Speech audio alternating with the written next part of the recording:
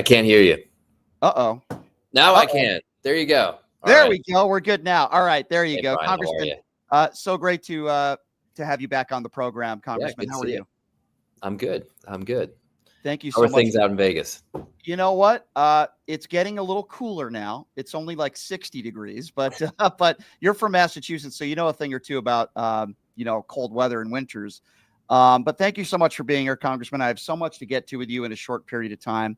Yeah. I want to start with this because I agree with you on this issue. You said that I have two little girls. I don't want them getting run over on the playing field by a male or formerly male athlete. But as a Democrat, I'm supposed to be afraid to say that.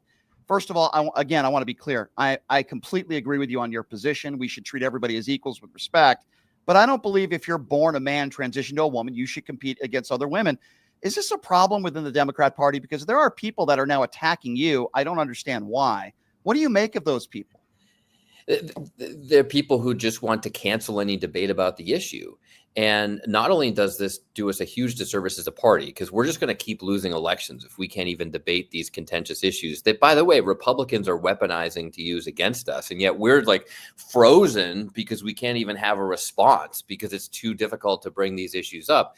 But not only that, it does a terrible disservice to the very people that the Republicans are attacking. Because if we don't have a reasonable winning position, then they're just going to take away all their rights. A lot of Democrats say if you don't just have an absolutist, no holes barred answer to this question, there's no restrictions whatsoever for trans women who want to play on competitive women's teams, for example, which, by the way, is not allowed in the Olympics. I mean, do we suddenly have to cancel the Olympics? Because the Olympics has these restrictions. Right. And yet the Democratic Party, at least some elements, say, if you don't meet this litmus test, then you're not even a Democrat. And we lose badly on this issue. 70% of Americans think that we ought to have some restrictions on this thing. So I just brought this up as one example of many issues where we can't even have a debate. And that's a real problem for our party. Congressman, you don't have to name names here and out people, but are there big name prominent Democrats that have put pressure on you not to make statements like this? The scenes are like, thank you. I mean, I've gotten outreach from senior Obama people, Biden people, Harris people. Some of the Harris people have said, by the way, this was a huge mistake for her not to say this. And Biden has said something similar. I mean, of course, Barack Obama didn't even support gay marriage. I mean, thankfully, we're well beyond that debate now. But this shows just how far the party has come in terms of this cancel culture, because 20 years ago, when Barack Obama said he didn't believe in gay marriage, people like me disagreed with him on that. I've always been a supporter of LGBTQ rights, and my voting record is perfect on this. And yet we didn't cancel him, right? But that's the attitude on these things today. Yeah, I mean, you're not Nancy Mace. You're not some of these MAGA Republicans out there that attack the gay community, that attack transgenders. You've never been that guy. Never. And that's why I was so upset when I saw some of these Democrats going after you. I'm like, what person? I mean, Leah Thomas. Well, they're attacking an ally. And is that really smart strategy? Is that really how we're going to win elections? And just let's be clear, if we don't start winning elections, the Republicans are going to push their extremist, often hateful agenda on these issues, because there are a lot of Republicans who really want to go back in time and want to take away the basic freedom to marry who you love. Right. That was like a settled issue. The majority of Americans, the vast majority of Americans, agree that you should be able to marry who you love. It's not complicated. That's like basic freedom, right? But now there are Republicans who want to take that away. And part of that is a response to Democrats just not even engaging on this issue. So people think that we're the extremists on this issue, where actually I think we represent basic civil rights for trans people and others. And that should be the majority position that Americans accept. Absolutely. If you're just joining us, Congressman Seth Moulton. So I have to ask you about Nancy Mace and the news that came out where, she's passing this bill on transgender bathrooms so that a trans woman who is in office doesn't use the same bathroom as her. I wanted to get your statement. What are your thoughts on this?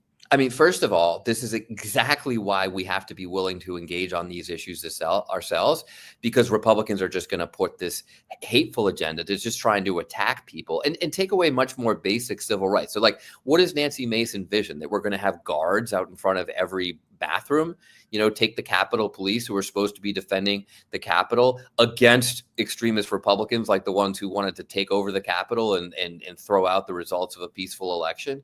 And they're going to be stationed in front of the bathrooms. I mean, this is the kind of extremist stuff that Republicans obsess over. But the problem is that it works. Like, there was an exit poll that came out of the election that said that the number one reason swing voters chose Trump was, quote, this is an exact quote. They said that Kamala Harris cares more about trans issues than the middle class, right? Mm-hmm. Because she didn't even have a response on this stuff, right? So I'm not afraid to say, no, Nancy, you're wrong. We're not voting for this stuff. That's civil rights. We're not going to we're not going to start putting guards out in front of bathrooms or whatever. I mean, get over yourself here. But on the other hand, like, there are some places where we ought to have a respectful debate. And there are a lot of, parents of women in competitive sports, or the women athletes themselves, who say, I'm not sure this is fair or safe. So let's at least talk about some reasonable rules here. I think that's very fair. Congressman, you were one of the first that came out publicly and said, listen, Joe Biden, great president. We respect him, but he needs to step aside. And I was echoing that same sentiment that you were. Is there a part of you that wishes that things were a little different and maybe Joe Biden had made the announcement much sooner? Do you think? Absolutely. Yeah. Talk to me a little bit about that. Absolutely. I mean, look, it was extraordinary what Harris did in many ways. And I've been critical of some parts of her campaign. I think she should have separated herself from Biden more, especially on immigration, for example. But the fact that she was able to put together this campaign in like 2 months was pretty extraordinary. And obviously she would have done better if she had had more time. I mean, she got better over the course of the campaign. I remember her first week was a little bit rocky, and then she rocked Trump when they had that debate. So she was clearly improving. She was getting better, but she just didn't have enough time. And unfortunately, as much as I love Joe Biden, and I do, I have tremendous respect for him. He was like a personal mentor of mine when I first came to Congress, but he should have stepped aside sooner. And by the way, some of these same people attacking me now were the same people attacking me for telling Biden to step down. It's like, gosh, I mean, look, the good news about our party is we usually come around and do the right thing. And when it came to Biden, we did, to his credit, but also to the party's credit. 2/3, 2 out of every 3 American voters didn't want Trump or Biden on the ticket. Right. Democrats responded, gave us an alternative. Obviously, we didn't prevail at the end of the day. But it's not, Trump won. This is an interesting fact that's just come out as more votes have been counted. Trump won the popular vote by less than Hillary Clinton won the popular vote over him in 2016. So it was a closer election than we think by that measure. On the other hand, look, it should have been easy to beat this guy. He's a convicted felon. Agree with you, but this is not a mandate. I'm sure you would agree with me. I mean, I think he won the popular vote by like 1.7%. So that's a joke. All right, where do I even start here in the few minutes we have left here about Donald Trump's picks? Let me start with Matt Gaetz. You've had to work with Matt Gaetz. Has he ever said anything inappropriate to you? Has he ever showed you a picture? I mean, there's a lot of Republicans that have talked about this. Number one, what do you make of this ridiculous pick? And number two, do you think he will be confirmed as the Attorney General? And have you seen any bizarre behavior from him yourself? Because you've had to work with this guy. Look, I can't say I've seen it myself. He hasn't gone around showing me, pictures of underage girls. I guess he can figure that I'm not into that. But this is just unbelievable, totally beyond the pale that he would even be considered for a law enforcement position of all things. Like, he's being considered for law enforcement, the top law enforcement officer in the United States. As this siren's going on behind me, sorry. They're taking Matt Gaetz away. I mean, like, the only thing you can say in his defense, and I'm smiling obviously when I say this, the only thing you can say in Matt Gaetz's defense is that even though he's being investigated for human trafficking and sexual miscreant behavior with minors, at least he hasn't been convicted like his boss, who's actually been convicted. I mean, so this is just literally the party of law and order has become the party of elected criminals in high office. I mean, it's just kind of insane. Do you think Tulsi Gabbard is a Russian asset? I don't know.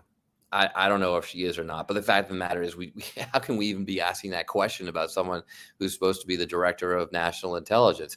Look, I'm you know me. I'm a straight shooter. I'm one of the most bipartisan guys in Congress. I think the National Security Advisor, Mike Walls, was actually a good pick. I've worked with him closely on China issues. He's thoughtful. He's been kissing Trump's what for a while here, but it was successful in getting him the job. And at his core, I think he's a smart guy on national security. He was one of Trump's first picks. Marco Rubio came next. Marco Rubio's a little all over the place, but he's not crazy. Right. So we were off to a good start here. And then I don't know what happened, but we just went totally off the rails with Matt Gaetz, RFK Jr. I mean, this is just a comedy show. Why do you think Donald Trump did this? So he could have yes men around him, so he can own 100%. The libs? No, someone said to me, a fellow Democrat said just a few minutes ago, I think he's just kind of messing with us. No, he's serious. I mean, he wants to put an attorney general in charge of the Justice Department who will tear the Justice Department apart and, importantly, leave the Justice Department with no credibility. Why? Because the Justice Department might come after Trump someday because he's broken the law and he doesn't want the Justice Department to be credible anymore. He wants to put someone in charge of Health and Human Services that will just rip that thing to shreds. And so you have someone who doesn't believe in science in charge of Health and Human Services. That's actually dangerous for Americans, but Trump doesn't care. He just wants to tear the bureaucracy apart. It's not even just yes men, although that's true. They all have to, have their fealty to Trump as if he's some dictator. But it's also people who genuinely want to destroy government. And I'm all for government efficiency. I'm all for government reform. Yeah. I've passed bills to do exactly that. Sure. But these guys just want to tear it down. Yeah, I agree with you. Congressman, last question for you. We appreciate your time. We know you have to go. What would be your message to at least half the country, I think that's fair to say, that are very worried about this new administration coming in? There's a lot of people in this country, they might not be documented, but they have family here, the kids that were raised here. There's a lot of immigrants that are very worried. There's a lot of women that are worried about autonomy over their own body. There are so many reasons why so many people in this country are worried. What would be your message to them to deal with or have to deal with the next 4 years? Well, first of all, I just have to say, I hate to start with this, but these worries are real. Like, these are legitimate concerns. So I don't want to be, full of happy talk here and just dismiss them. So the first thing is take these concerns seriously. And the second thing is there are a lot of good people in government. There are good Democrats who are going to try to protect you. There are even some good Republicans who don't believe in the Trump agenda. We've got to make sure we can win them over to our side. And we've got to do everything we can as those who oppose the worst parts of the Trump agenda to keep these people safe. And ultimately, that also requires Democrats to look in the mirror here and say, why are we losing elections? The stakes are too high, especially for some of the people you just mentioned. So we got to be serious about winning again. That's the future for the Democratic Party. I think that's a great message. Congressman, you know how much respect I have for you. Keep up the great work, my friend, and look forward to talking to you again. And always appreciate the time. It's always great to catch up with you, and we'll talk soon, Congressman. Thank you Thanks. so much. Always great to be on the show. Take care. You. Thanks, Congressman. There you go. Congressman Seth Moulton. I got to tell you, I said this years ago when he ran for president. He's a moderate Democrat. He's reasonable, very intelligent. He's a war hero. That guy has all the credentials to be the president of the United States. And I think one day he could be a great president. Rising star in the Democrat Party, Congressman Seth Moulton. We really do appreciate him joining us. I want to put this subject to bed, because I've had it with some people in this country that have no problem with, if you're born a man, transition to a woman, you can compete with other women on the playing field. Let me start off by saying this. I'm pro LGBTQ community. Anybody who listens to the show and anybody who knows me personally, I respect all people. I don't care what your sexuality is. I respect you. If you're transgender, you have the right to do what you want with your own body, so long as it's legal, of course. I want to respect you. I'll be honest. I get some idiots that ask me this question. I answer it this way. What's a man and what's a woman? Okay. I've answered it honestly on this radio show. I think if you're born a man, you're a man. I think if you're born a woman, you're a woman. However, if you want to be called a he or a she and you are transgender, I have no problem showing you that respect for a couple reasons. Number one, I'm a respectful person with who you are, whether you're transgender, gay, straight, the color of your skin. I don't care. I'm going to be respectful. And number two, it doesn't affect me. What do I care if you want to call yourself a he or a she? Doesn't affect me. I don't care what bathrooms you use. Nancy Mace, the disgrace, is a moron. She always wants to talk about how she was sexually abused, which is horrible. But at the same time, don't preach to me about how you're a victim of rape and then you have supported and endorsed a liable sexual abusing rapist. Nancy Mace has zero credibility and she is a disgrace. With that said, the idea that anybody in this country thinks that it's okay for somebody born a man, transitioned to a woman, to compete with other women at the high school level, college level, or the professional level is an idiot. Yes, that's right. I said it. You're an idiot. There's a reason why there's no women that play in the NFL. There's a reason why that women can't compete with men in the octagon, in the boxing ring. There's a reason why on the golf course the women's tees are ahead of the men's tees. There's a reason why no LPGA player could play on the PGA Tour. There's a reason why no women WNBA players could play in the NBA. There's a reason for that. I'm not trying to discount women. I'm not trying to disrespect women. I'm just trying to be factual. Doesn't mean there's not plenty of women that could beat me on the golf course or beat me in the boxing ring. I'm sure there are, no question. But we're talking about equal playing field for all. And this is not fair. Leah Thomas is a perfect example of what I am talking about. Here is someone born a man, competed at the Division I college level as a swimmer, didn't even break the top 400 in the country as a college Division I men's swimmer. Then decided to identify as a woman, no problem, that's your prerogative. And then decided to compete, and how this was allowed is absurd, by the way. Competed with other women at the Division I level. She went from top 500 in the country to number one. You mean to tell me that that's a coincidence? No, of course it's not a coincidence, because stronger, Leah Thomas is faster, stronger because Leah Thomas was born a man. Folks, this isn't brain surgery here. Doesn't mean we have to be disrespectful to transgenders, because we shouldn't. Be respectful. Doesn't mean we shouldn't treat them fairly. We should. Doesn't mean we should discriminate against them. We shouldn't. But what is going on here in society? For you to feel like someone born a man should be competing with women on the playing field, it's ridiculous. I believe this is where the term woke comes from. This is ridiculous. And it doesn't mean I defend Nancy Mace and all those bigots out there and morons who care who goes into a bathroom more than gun violence or health care, all the above. I don't. I don't defend that. They're bigots. They're idiots as well. But Seth Moulton, who just joined me on the show, made a statement, which I agree with. And he said, I have two little girls. I don't want them getting run over on the playing field by a male or formerly male athlete.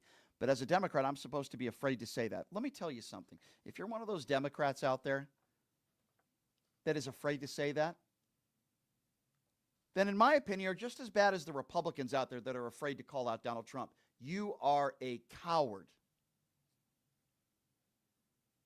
And that's the problem with so many politicians in this country. Yes, it happens more on the right these days than the left.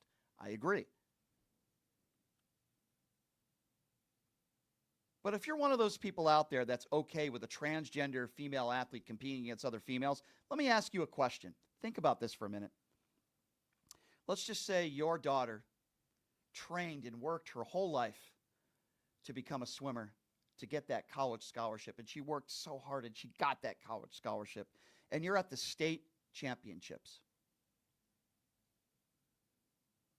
And your daughter finishes second in the state championship. And the person who defeated your daughter is Leah Thomas, a born man. How would that make you feel? Do you think that's fair? What type of precedents are we setting in society when we say if you're born a man, transition to a woman, you can compete against other women? It's ridiculous. Now, is this the only reason why Kamala Harris lost? No, of course not. There's a lot of different reasons. This is one of them. I disagree with Republicans on a number of different issues. This is one instance where I agree with Republicans and most Democrats, by the way. If you're born a man, you shouldn't be competing with women in any sport, quite frankly. It's not fair. At times, it could also be dangerous to women if it's a physical sport, and it's absurd, it's ridiculous, and it shouldn't happen. All right, so here's what we're going to do. Anthony Scaramucci, the Mooch, is going to be joining us next. I would ask all of you to please check out my website, pushingthelimits.live. Again, that website is pushingthelimits.live, where you can buy some merchandise, shirts, hats, beanies, you name it. We sell it on there. You can support what we do. This is an independently owned show. And if you don't want to buy merchandise, you could also check out the donate button. It's right on the front page there on the bottom at pushingthelimits.live. Whatever you can afford, $5, $10, $20 a month. We appreciate that. And please do so. Anthony Scaramucci is going to be joining us next. The official gaming bar of the Pushing the Limits radio show is Jackson's Bar and Grill, located at Flamingo and Jones. Great promotions this month, including the Pass the Puck contest. You go out there and you catch a Vegas Golden Knights game, and if you're actively playing a machine, you have a chance to win up to $500 in free slot play. Great food, great atmosphere. Please check them out. Jackson's Bar and Grill, located at Flamingo and Jones. All right, so the former press secretary, Anthony Scaramucci, is going to be joining us next. And I'm going to ask him about the current press secretary and, of course, the next press secretary who's done this show before that Donald Trump has appointed to that position, Caroline Leavitt. So we'll be asking about that and much more. We'll take a quick break. The Mooch joining us next. You're listening to Pushing the Limits right here on KSHP. Hey, everybody. Are you struggling to find a pizza place that reminds you of Brooklyn? That true blue New York-style pie? Well, worry no more. Stallone's Italian Eatery Pizza is a knockout. We're located at 467 East Silverado Ranch Boulevard, just off of Premier Road, half a mile east of South Point Casino, just minutes from the Las Vegas Strip. Come by and grab a slice of pie. Plus, check out our Brooklyn-inspired Italian cuisine. Our sandwiches are super. Hero, that is. Because why be a sub when you can be a hero? Stallone's Italian Eatery is here to serve you phenomenal food, Vegas. Forget about it.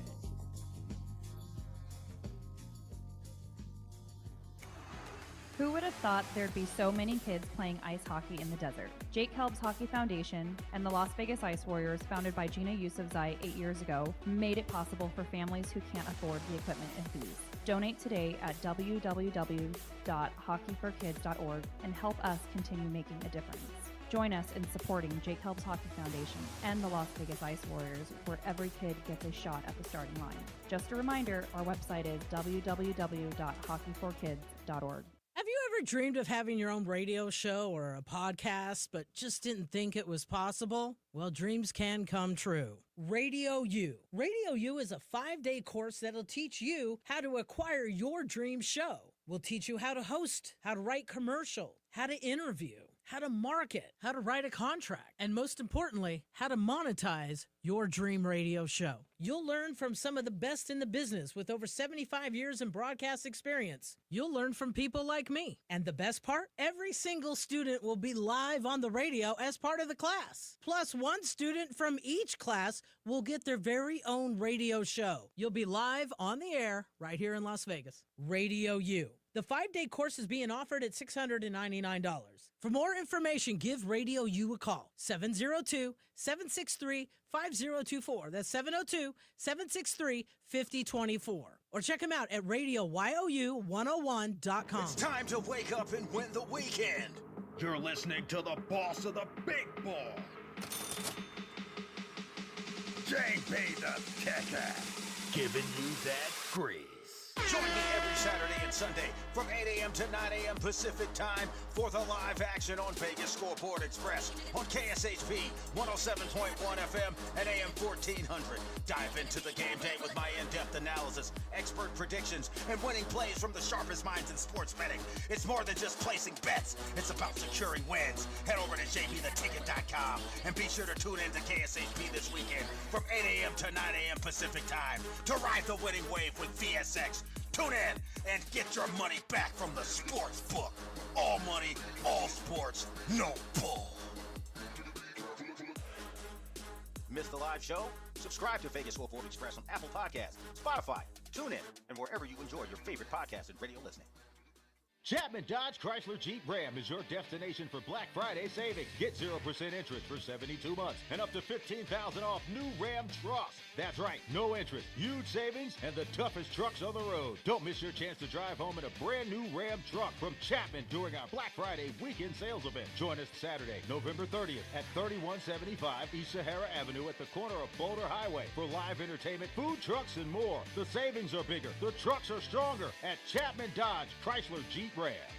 Offer available at dealer discretion. Financing available on approved credit inventory. Some restrictions may apply. See dealer for details. Get ready, football fans. The Los Angeles Rams are back, and they're hungrier than ever in the City of Angels, where stars shine bright. A new chapter unfolds on the gridiron. Buckle up, because the Rams are about to electrify the NFL. All Los Angeles Rams games can be heard right here on KSHP, AM 1400 and 107.1 FM. Los Angeles Rams football, sponsored by Steiner's Pub, a true Nevada-style pub.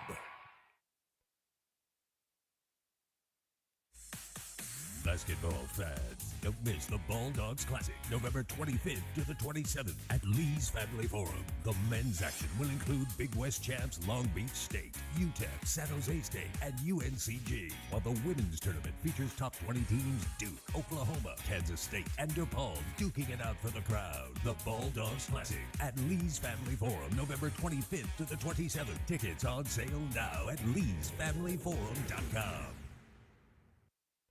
Coming to Lee's Family Forum in Las Vegas, it's the premier college basketball event of the year, the Jack Jones Classic. Saturday, December 14th, featuring several high-profile matchups. Headlined by your UNLV Rebels, playing the Pacific Tigers at 7:30 p.m. Tickets start at just $19.99. The Jack Jones Classic at Lee's Family Forum, Saturday, December 14th. Get your tickets at AXS.com. At The Human Bean, our mission is to serve up specialty coffee and smiles with a bean on top. With a bean on top is more than just a delicious chocolate-covered espresso bean. It's our way of saying thank you and of seeking to make your day, one drink at a time. Have you had a bean on top moment today? The Human Bean, with 2 Las Vegas locations, 5602 West Charleston and Lindell, and 5265 Camino El Norte in Washburn. Coming to Lee's Family Forum in Las Vegas, it's the premier college basketball event of the year, the Jack Jones Classic. Saturday, December 14th, featuring several high-profile matchups. Headlined by your UNLV Rebels, playing the Pacific Tigers at 7:30 p.m. Tickets start at just $19.99.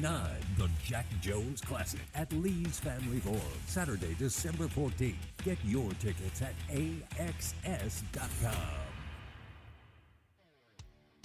Hi, I'm Harvey Hyde. Yes, the NFL season is about ready to start, and where are we going to be? Every Monday, once a month at Big Dog's Draft House at North Rancho and Craig. My co-head football coach, Stetson Stallworth, will join me there. And let me give you the dates. Of course, the game starts at 5, so we'll be there at 5. It all starts on September the 9th, October the 7th, November the 11th, December the 9th, January the 6th, and then our final show on February the 3rd, the Big Game Show. You can't miss that. That'll be at 5 p.m. too. Where does it all happen? Big Dog's Draft House. And make sure you know where that is again. Right there in the corner of North Rancho and Craig. We'll look forward to seeing you. And as we always say, why eat, drink, and play anywhere else when you can do it with us at Big Dog? I'm Harvey Hyde. Buckle up. We'll see you soon.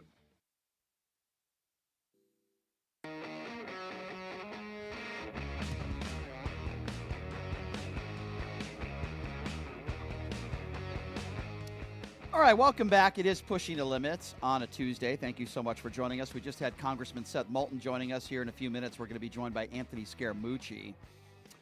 So, there's a lot of people that are talking about these picks on social media, Donald Trump's picks on CNN, on MSNBC, on Fox News, pretty much everywhere. And Ana Navarro is one of those people that I have a lot of respect for because she's an outspoken, honest Republican who calls out nonsense on both sides. And, she's having this debate on CNN yesterday to somebody on the right who's defending some of these picks and calling, the Donald Trump thing, it's a mandate, it's a mandate, it's a mandate. So here's Anna Navarro on CNN, who's talking about Bill Clinton, talking about the 2 AG nominees who had to withdraw because they had employed illegal nannies. And have a listen to this response from her, which I think is brilliant. Remember, let me just say this. I remember, you and I are old enough to remember when Bill Clinton had 2 attorney general nominees, Zoe Baird and Kimba Wood, who were eliminated, who had to withdraw because they had employed illegal nannies. Matt Gaetz is accused of sleeping with a girl who's almost young enough to need a nanny. And Republicans are saying there's nothing to see here. Think about that for a moment. She's 150% correct. The Republicans are willing to push all this stuff to the side, and the wholesome Christians that so many call themselves, like Mike Johnson. But he doesn't feel like this report should be out to the public when we are now learning that the attorney who represents 2 women who at the time were, I believe, 16 and 17 years old. One of those girls was 17 years old, where she alleged that Matt Gaetz had sex with her. 2 girls that have come forward, and an attorney that representing them that spoke on CNN yesterday, claiming that Matt Gaetz had sex with a 17-year-old. And even though they claimed that he didn't know how old she was, it doesn't matter because allegedly this event still happened. And this is a guy who went around and showed Republicans on the House floor pictures of women that he had had sex with. How do we know this? Because some of these Republicans went on the record saying so. That's why. So they know that he's probably having sex with underage girls. They know that he's the kind of guy that goes on the House floor with his colleagues showing pictures of girls that he had had sex with. But yet they call themselves devout Christians, right? We're also learning that Pete Hegseth paid off the woman who accused him of sexual assault. And even though he wasn't formally charged with this crime, and there is a police report, why would he pay her off? It's the same reason why he paid off Stormy Daniels. Donald Trump, of course. And it's the same reason why Donald Trump paid off his ex-wife who claimed that he raped her. They pay them off to shut them up. And many of these women, I would imagine, while I don't speak for them, a lot of these women want the story to go away and they just want to move on with their lives. But yet so many Republicans out there want to just push all this stuff to the side. We're not talking about a job at a fast food restaurant. We're not talking about a crossing guard. We're not talking about any of those kinds of jobs, which, by the way, you probably still wouldn't want someone to be a crossing guard, someone who's accused of having sex with a minor, right? But the Attorney General,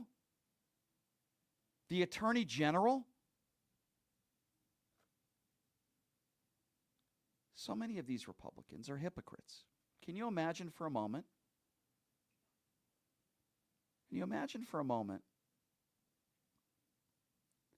If Matt Gaetz was a Democrat? Can you imagine for a moment if Matt Gaetz was your typical Democrat in office? Can you imagine if Joe Biden wanted to appoint Matt Gaetz as the Attorney General as a Democrat? What would Republicans have to say about that? They call themselves family values, right? Law and order party with family values, and they want the next guy to be the Attorney General, the most important attorney in all land. They want him to be the next Attorney General. It's mesmerizing. All right, so without further ado, to talk a little bit about this topic and many other topics, always great. We have the Mooch himself joining us on the show. Anthony Scaramucci joining us. I'm sorry, man. I just got off a plane. I'm sorry I'm a couple minutes late. No problem, my friend. I appreciate you being here as always. Thank you so much for being here, Mooch. I guess I got to ask you from the start, since we were just talking about Matt Gaetz and his history, what do you make of this appointee? Do you think he will be the Attorney General? And why do you think ultimately Donald Trump made this choice? So, no, I don't think he'll be the Attorney General, but I think Trump wants him to be the Attorney General. And let me just lay a backdrop for you. Trump feels aggrieved. He feels aggrieved by the Department of Justice. He feels that Jeff Sessions and Bill Barr did numbers on him, to use his own expressions. And if you remember the first part of his presidency, they had a special prosecutor going after him and his team related to Russian collusion. He said that was completely unfair. If he had the right type of attorney general, that would have never happened to him. And you may remember this, and you may want to watch the movie Apprentice that Gabe Sherman wrote. Where's my Roy Cohn, right? Where's my Roy Cohn? So what does that mean? Where's my super loyal, unethical Rottweiler that will break rules for me, will protect me come hell or high water? And so Matt Gaetz is 42. He's obviously an ethically challenged guy, as we know, given the House Ethics Report. But he has beat the drum for MAGA for the last 5 or 6 years. Excuse me, for the last 8 or 9 years. Okay, he's been around since Trump got into the White House, and so Trump wants him. Okay, the laptop. You know this. The 51 intelligence agents said that the laptop wasn't real. Turned out the laptop was real. Trump takes that personally. He's aggrieved. So he wants to put somebody that's an outsider, a head basher, in at DNI, Tulsi Gabbard. Okay, see what I'm saying? And so areas of the administration that he thinks have hurt him or victimized him somehow in the past, he wants to put in loyalists without any care for performance or any care for other qualities. Look, Pete Hegseth, you're not going to hear me say a bad thing about Pete because I worked with Pete. 5 years I worked with him. He was always good to me. He's a good team player, and he's a good weekend anchor for Fox News. Okay. But should Pete Hegseth be, should I be operating on your brain tonight? No, I don't have the skill set to operate on your brain. Should Pete Hegseth be the Department of Defense Secretary? I'm sorry to say this, and if Pete were on the call, I'd say, Pete, I got to be honest with you. I'm your life coach. Don't even take the job. You got 2.8 million people working for you, $1 trillion budget. You've never done a procurement. You've never run an executive team. I'm not saying you need the head of GE or you need the head of Raytheon or something like that, but you do need somebody that has some executive management. Coach, can I ask you about that, though? Because I agree with what you're saying. And I know you worked with Pete Hegseth, but I also think being a good human being matters. And I'm not asking you to trash Pete Hegseth. You have a personal relationship with him. But with that being said, I don't really have a personal relationship with him, but he was always good to me. So I don't. Can I ask you though? Listen, I don't want to be in the bad karma business, but I don't think objectively he should be the Secretary of Defense. I agree. So I agree with you, but I also think how you treat women in your life matters. And when he says he doesn't want women to serve on the battlefield, I look at the way Pete Hegseth has treated women his entire life. Cheated on his first wife with somebody that he worked with, cheated on his second wife with a Fox News executive, impregnated her. And I look at the way people treat women in their life, like a Donald Trump. And I say to myself, should we be surprised that somebody like a Pete Hegseth does not want women to serve on the battlefield? I think it's ridiculous. Yeah. Well, listen, and Tulsi Gabbard served on the battlefield, right? So there's a lot of contradiction there. It's more to it, though. Trump, again, these are areas of the government he feels aggrieved. He wanted Esper to bring the National Guard to Lafayette Square, and he wanted rubber bullets shot at the knees of the protesters. And Mark Esper said, I'm not bringing the American military to turn itself on our civilians who will have a peaceful right to exercise the First Amendment right to protest. He got very mad at him. He got very mad at Milley. Okay. And so he's now concocted this thing that he wants Milley court-martialed because he made a call to the Chinese military, which is a standard operating procedure call and totally inside the ambit of the code of ethics and so forth. But this is what Donald Trump does, is how he thinks. And so he wants somebody like Pete, who he can control, he sees as a super loyalist, right? If you notice, he doesn't have a great relationship with Lutnick. Lutnick gave him a lot of money. He's a talented guy. He'll be the Commerce Secretary. That Trump always thought that was a throwaway department anyway, right? The big department that he's actually careful about is Treasury. If you notice, it's taken him a long time to pick the Treasury Secretary because, no drama from Treasury under Mnuchin. And Trump needs that if he's going to put tariffs in place, he's going to put sanctions in place, if he's going to redo the tax code. He's got to get the right people there. And so he's more focused on that actually from a personnel performance perspective. These other jobs, he's like, I need ball busting, head crashing, gate crashing sort of individuals. And, there's a false narrative going on, though, Brian. This is the irony of the whole thing. Okay. And this is where, if you don't mind, I'm going to be a little bit critical of the Democrats, because that's okay. You try to tell them, I'm not a Democrat. Okay. But I'm not a Trump supporter. Right. I was once a Trump supporter. I saw how bad it was. Like 40 other people, I said, this is really bad. But if you're not going to listen to what's going on in the culture, you're going to lose elections. Right. Okay. I'm sorry. Okay? Even AOC, who's an incredibly gifted politician, she dropped her pronoun designation off her Twitter profile. Which I was just talking about this. It's so interesting. So, come on, guys. You got to pay attention to what's going on in the culture. You want to win elections. I told Vice President Harris's team after the election, I said, until you can produce Hangover and Tropic Thunder in Hollywood, you're going to have a hard time with the culture.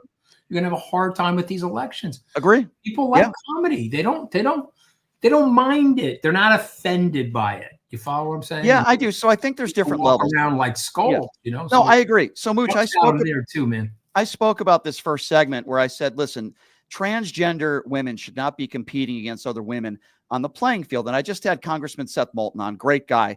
And he agrees with me, and he was attacked by Democrats for saying that. But then there's the other part of it, right? Nancy Mace. I'm sure you heard what she did today with transgenders in bathrooms. I think she's a complete fool. So I think there's two different ends of this, right? But I agree with you. Yeah, that's red meat for their base, obviously. Right. Seth is a great guy, so he, but this is my old school, I don't like talking badly about it because I did have a good experience there, but Tufts University, the head of the poli-sci called Seth and said, I don't like what you said, so we're not sending any more of our interns. Okay, give me a break. Okay, so we're going to scold each other. You're going to deny that opportunity now to these students. We're going to try to cancel Seth Moulton. Ridiculous. He's a good guy, and he's trying to get to the right answer. Okay, and so to me, but I don't think Gaetz can make it. Okay, and the reason I don't think Gaetz can make it is I don't think Susie Wiles wants him. I think he's a dangerous guy. He's a loose cannon of a sort of a guy. And I think the Senate is going to go after him. I don't think he has the support. Okay, so you want me to tell you who I think will be the Attorney General? Who? Okay, so I think Jay Clayton will be the Attorney General. And just for your viewers and listeners, he was the former SEC chair. Very, very good guy. Very safe pair of hands. And he won't be a better choice. He won't go after Trump. He's a seasoned attorney. He's in his early 60s. He's right now designee for the Southern District of New York, which is, one of the bolder prosecutorial districts in the United States as the U.S. attorney. But I'm telling you, I will not be surprised if Gaetz drops out and he gets slotted in there, and he will get approved. Can we ever see that report? Does that ever become public? If Gaetz drops out of the Attorney General spot, okay, and Trump names him ambassador to Antarctica or wherever it was going to name him, right? I don't think you ever see it. Interesting. If he's going to go forward with the thing, I do think you'll see it, and I think it'll be a rough thing for Gaetz, and I think it'll be it'll be a rough thing for Trump. And listen, he won. So Brian, I tried to convince people that he was the wrong choice. He won. Right. There's a great saying in the world: he won, we lost. Let's move on. What am I going to do? So I want him to succeed. Right. You have to. You're an American. You don't want him to fail at the presidency, God forbid. Right. I'm not one of these people, but sure. If he's going to go off the rails, I'm going to come on your show. I'm going to go on the air. I'm going to do my podcast. I'm going to say, this is not good for the country. I want to ask you about that, Mooch, because you are attacked. One of the interviews you did went viral where a longtime friend of yours was attacking you for being wrong about predicting this election. And that was a weird exchange.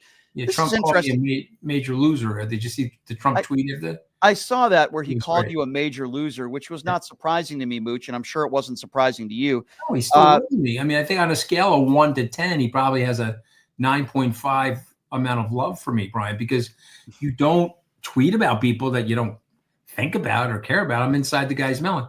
Why am I inside the guy's melon? Because he knows I'm tough. He knows I'm onto him. He knows I know his personality. And he knows I'm not backing down. I'm not like Joe and Mika, where I'm going to go down to Mar-a-Lago and kiss his ring. You know, the flip side is, though, if I'm asked to help the American government somewhere, of course I'm going to do that. It's my country, and I love my country, but I'm going to call him out on his stuff. He knows that, which is why he's calling me a major loser.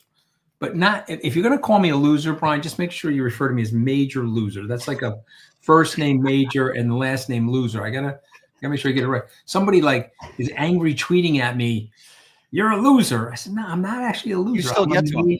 I'm a major loser." Okay, you got to address me properly. Yeah, you're the opposite of that. An extremely successful businessman, unlike Donald Trump, and a successful businessman and a good father and a good husband. I wouldn't say characterize Trump as being good at any. Like everybody, though, Brian, not perfect. I've had my mistakes and kerfuffles and things that I wish I could have done better as a parent and a husband. I'm not here to throw rocks at people, but I am here to say to you, we lost.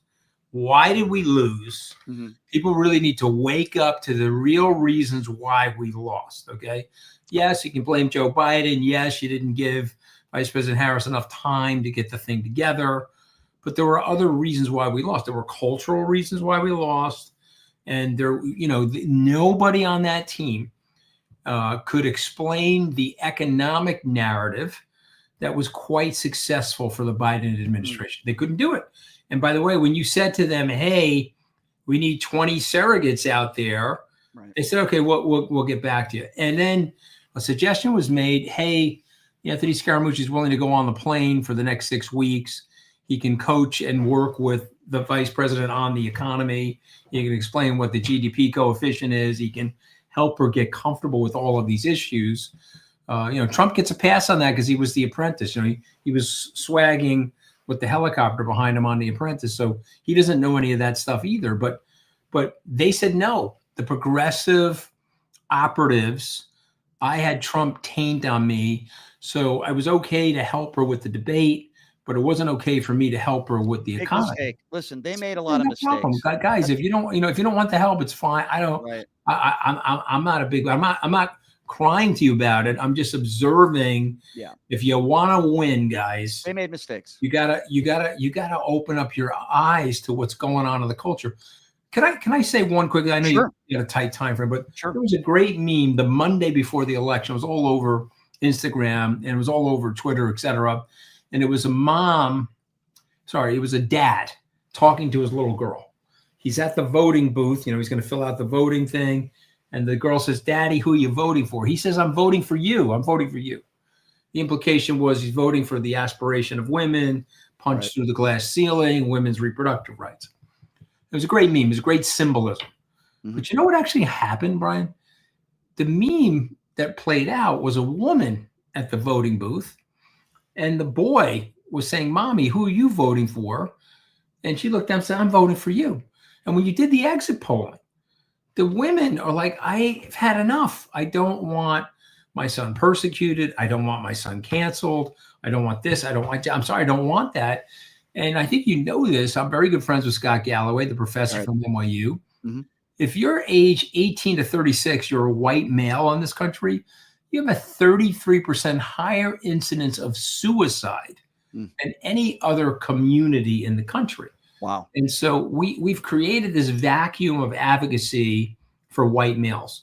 They're bad, apparently. They can't get a job now. They can't do this, can't do that. And again, some of it is perception, and some of it, the reality doesn't meet the perception. But you know what? There's a lot of people that feel that way, Brian. And don't go by me. Look at the crosstabs on the exit polls. Sure. You voted for Trump?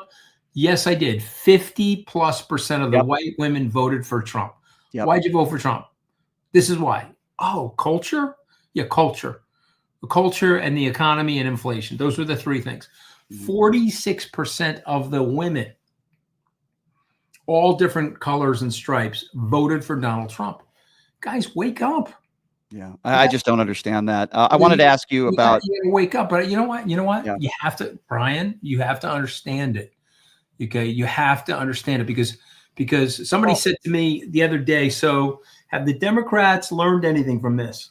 And you know what my answer was? No, they haven't learned anything from it. They're rejecting what happened. Yes. As opposed to and that's wrong. understanding it. Understand. Sure. You gotta dig in deep. Sure. And then you got to say, okay, I understand it now. So what would our response be to it? And again, I'm not talking about moving. I shouldn't say I don't understand it. Mooch, I shouldn't say I don't understand it. I don't agree with it. But a lot of the women out there, right? You mentioned it. I don't agree with it. Now, I think the Democrats made a lot of mistakes. I think Kamala Harris, her campaign, made a lot of mistakes. Culture wars, yes, that's a part of it. I talked about transgenders a little bit earlier in the program with Seth Moulton. So I don't agree with it. I understand it. I just don't understand why women would vote for Trump. I don't understand why veterans would vote for Trump. I don't understand why minorities would vote for Trump. Brave men and women in uniform. Across the board, it's mesmerizing to me. But I do want to ask you about the next press secretary, because you held that position for a short time, but you did. Caroline Leavitt did this show, right? I've had her on the show multiple times. She is an election denier. She's not willing to say that Joe Biden won a free and fair election in 2020. She'll say and do everything and lie for Donald Trump, and she is going to be our next press secretary. You held that position. What do you think about Caroline Leavitt?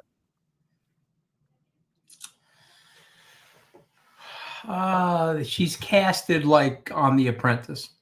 She's an attractive young woman. She's blonde. She, like Spicer, is willing to lie for him. You know, my nickname for Spicer used to be Liar Spice. You know, all the Spice Girls got a nickname. His was Liar Spice. And she's would have lied it for him. And it's going to end in tears for her, you know. So she's 27. Something will happen where she has to lie for him, and really shouldn't lie for him because it'll damage her reputation, or it'll crush her position in life. And she'll do it because he's the president of the United States. And then she'll go into the Trump wood chipper, you know, the shredder.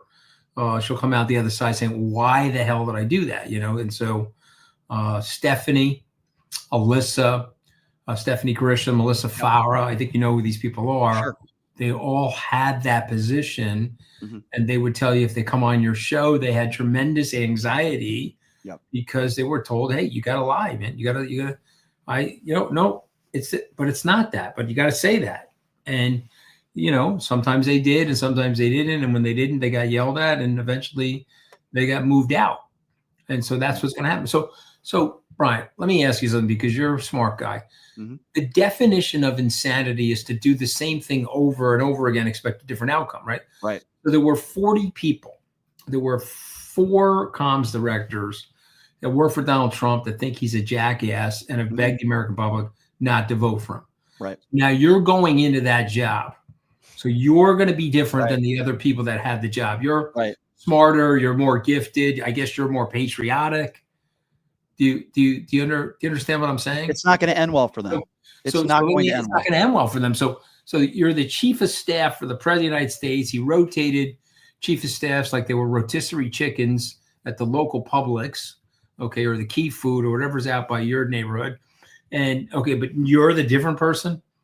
You know, there's this great cartoon where the people are on a carousel, they're waving, and they get a MAGA hat, and as they're going by Trump, he stabs them in the back. And it says the Trump stages of employment. MAGA hat waving. Yep. That was the stupid dipshit me. Okay, because I bought into it. I'm going to have to own it, right? So I'm waving, and then the knife goes into the back, and I'm out the door. And then the next guy comes in. But Trump knows something that's absolutely fascinating. I want to share this with you. Trump knows something. Trump knows that there's an endless stream of very ambitious, egocentric people that will write him a check, will help him with their PAC, will go out and campaign for them, provide him media advocacy. Okay, it's an entirely different group of people in 2024 than it was in 20, than it was in 16. Okay, Boris Epstein's been there, but you know what I'm talking about. I'm talking about big people. Howard Lutnick wasn't there. Howard Lutnick was bundling for Hillary Clinton. Right. Bobby Kennedy was a Democrat. Tulsi Gabbard was a Democratic candidate for the presidency in 2020. I'm not making this up. I'm looking at the people and say, okay, Elon was a Democrat. Trump actually was a Democrat. I'm just looking through the list, and I'm saying to myself, okay, so he's always there's going to be an endless supply of people that will show up at Trump's door and they'll say, come on in. It'll be fun for the first 3 to 6 months, and then it'll get really ugly.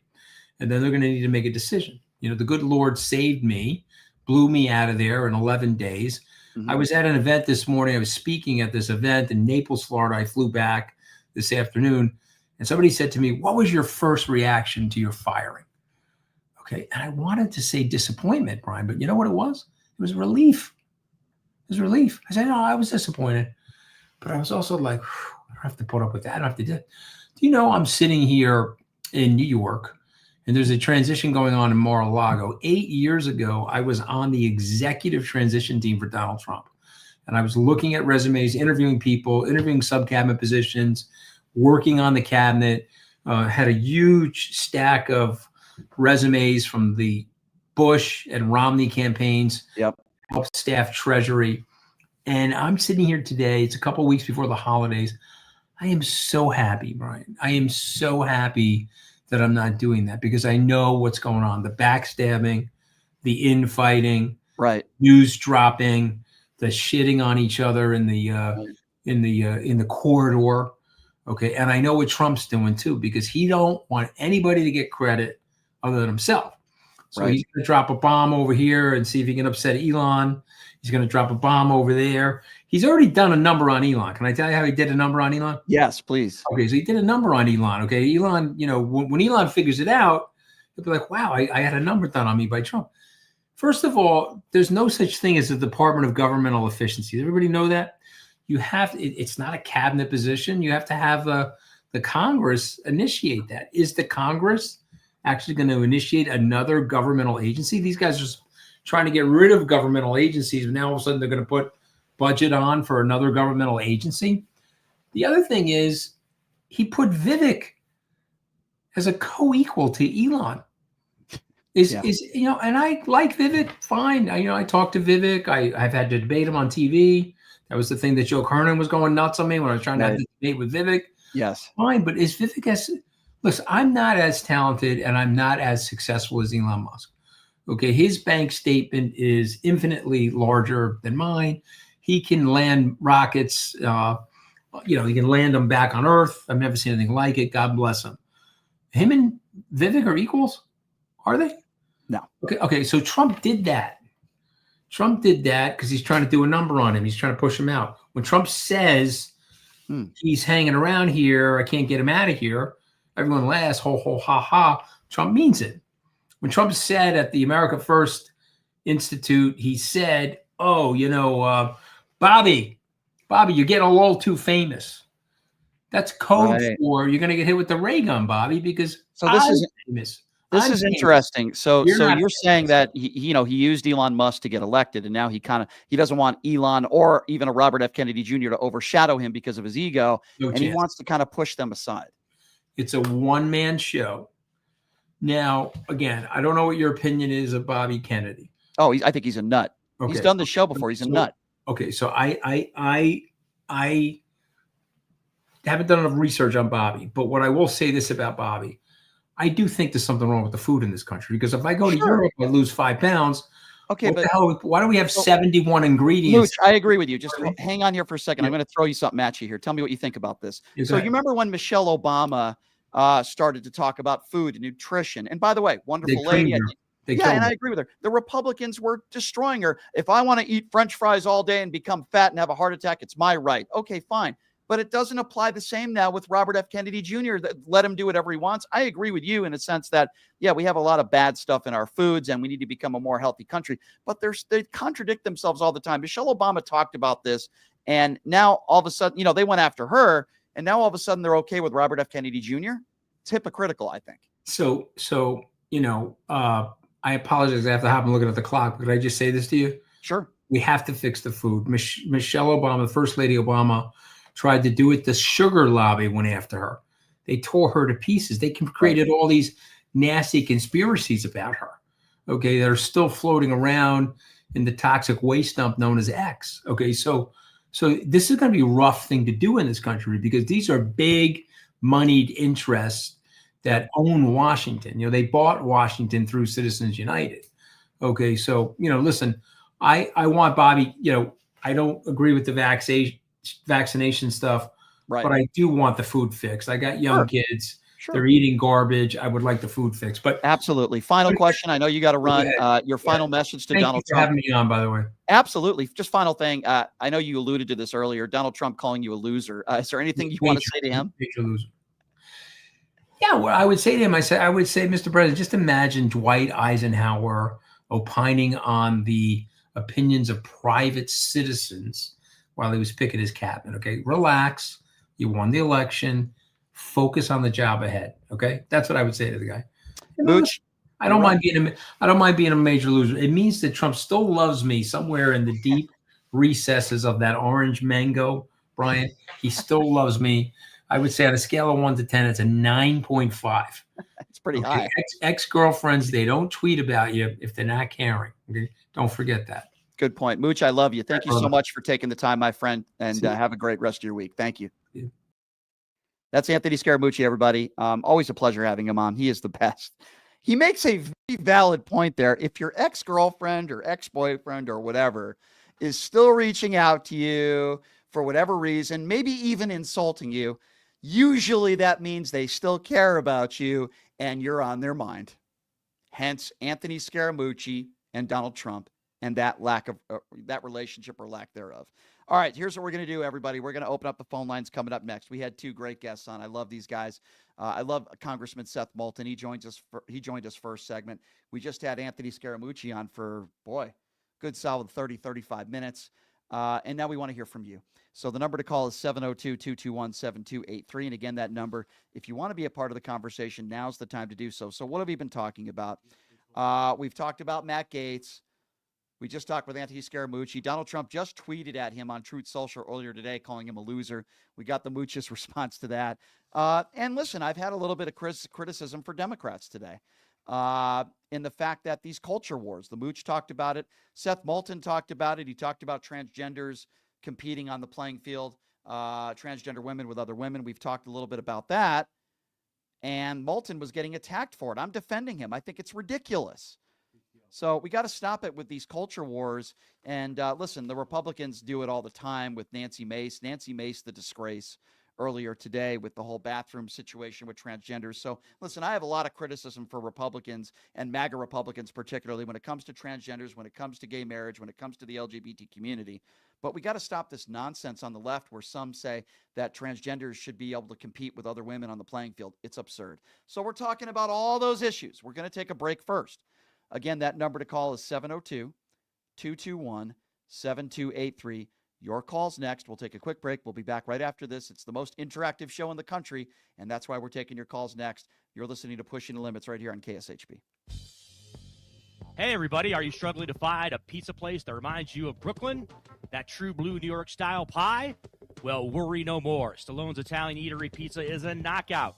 We're located at 467 East Silverado Ranch Boulevard, just off of Premium Road, half a mile east of South Point Casino, just minutes from the Las Vegas Strip. Come by and grab a slice of pie. Plus, check out our Brooklyn-inspired Italian cuisine. Our sandwiches are super. Hero, that is. Because why be a sub when you can be a hero? Stallone's Italian Eatery is here to serve you phenomenal food, Vegas. Forget about it.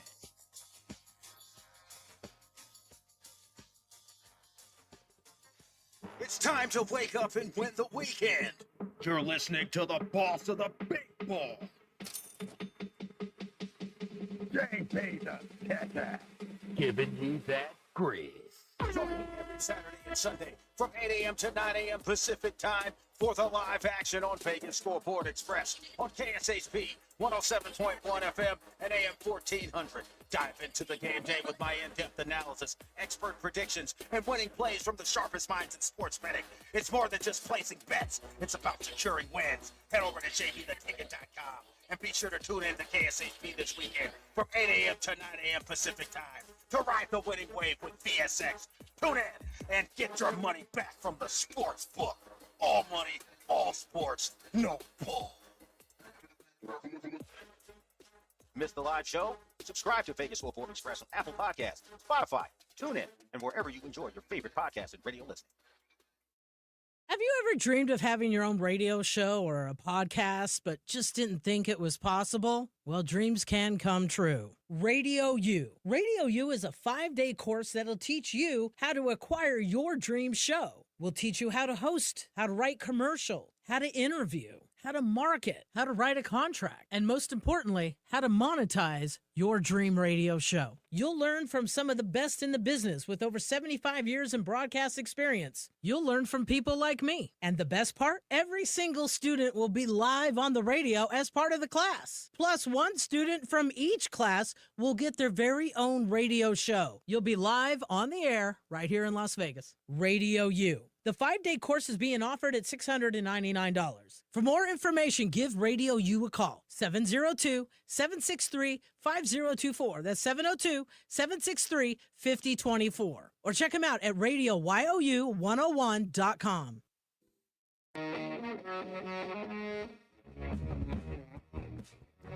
All right, welcome back. It is Pushing the Limits on a Tuesday. Thank you so much for joining us.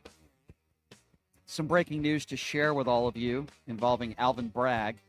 The Manhattan District Attorney has agreed to postpone Donald Trump's November 26th sentencing. In a letter to Judge Juan Merchan, Bragg acknowledged that Trump is not likely to be sentenced until after the end of the defendant's upcoming presidential term. So that's actually some good news, because what that means is that there's a good chance that he'll still be held to account.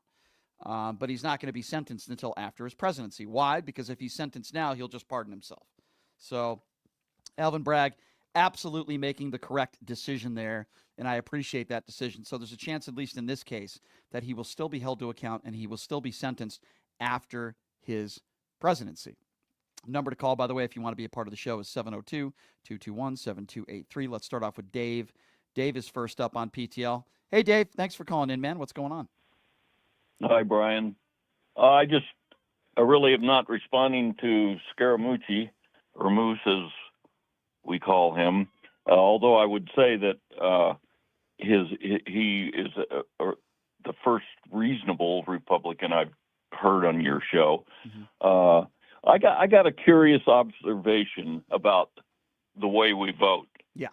And I noticed it when I went in to vote in this election, and it's not really a private vote. Husbands and wives sit down together, and I just happened to notice those husbands were looking over at what that wife was putting down mm-hmm. on her voting. You know, you can peek around these little cubicles, and it's not totally a private vote. And I can imagine if she had not voted the right way with a husband who has Trump's mentality, that there would have been hell to pay, I would imagine, when she got home. So I wonder about the method that we have, that it's not really a private vote. What happened to, like, you go in and you pull a curtain closed? Yeah. And, so. Well, listen, well, I hear what you're saying. I believe you should only allow one person ever in the voting booth. But at the same time, it should remain private, and the wife, the husband, they shouldn't have to tell each other who they voted for. And I think in some cases there's lying going on. But so I agree with you as a whole.